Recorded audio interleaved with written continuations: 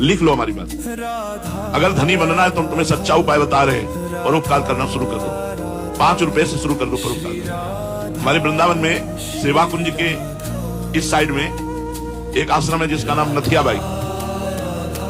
नथिया बाई तो जब आई यहाँ तो सोचा मेरे से क्या भजन होगा, संत सेवा बन जाए, यही मेरे भाग्य की बात है। अब संत सेवा के लिए धन चाहिए तो क्या करती है, यमुना किनारे उपले बिनती, जो जानवर गोबर कर देते सूख जाता है उसे उपला कहते हैं, और ब्रजवासियों से आटा मांग लाती और रोटी बनाती, फिर संत को बुलाती। अब वो नाम जपते हुए ऐसी रोटी बनाती कि जो संत पाता वो बड़ाई करता।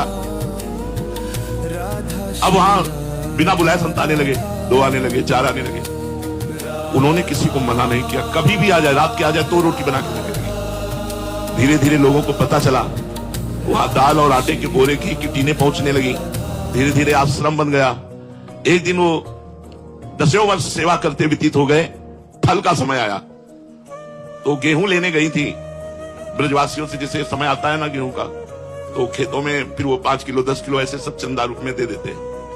तो गाड़ी भरकर, बैलगाड़ी भरकर गेहूं लिए हुए उसमें आराम से आ रहे थे। अब इतने में बादल आ गया और बूंदें गिरने लगी, अंधेरा हो गया। अब वो थोड़ा सा परेशान हुई कि ये कैसे सुरक्षित गेहूं पहुंचे, अंधेरा हो गया, कुछ प्रकाश के लिए उनके पास था भी नहीं।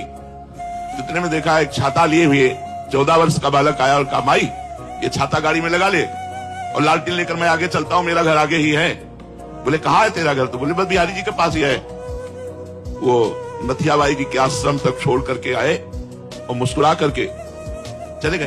अब नथिया बाई के दिमाग में ये बात कि 8 बजे रात्रि के बालक, लालटेन, छाता, हो सकता है कोई बालक, लेकिन मुझसे इतना प्यार क्यों करता है कि वो भींगता रहा और छाता मुझे दे दिया।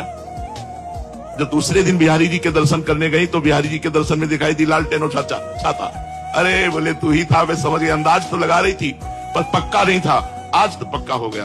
भगवान भक्त की सेवा करने वाले की स्वयं सेवा करने के लिए तत्पर रहते हैं। जैसे त्रिलोचन जी के यहाँ अंतर्यामी रूप से स्वयं संतों की सेवा की। इसलिए यदि गृहस्थ में धन पर विजय प्राप्त करनी है, धन की कामना और धन चाहिए उसकी पूर्ति, तो संत सेवा, बीमार की सेवा, गौ सेवा ये जरूर करनी चाहिए।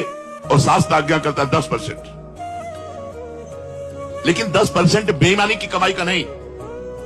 अगर बेईमानी की कमाई का किया तो तुम भी नरक जाओगे और जो दान लेगा उसका भी पतन हो जाएगा। अधर्म की कमाई का, धर्म की कमाई का अगर 1 रुपया भी तुम किसी को दोगे तो लाखों के बराबर होगा।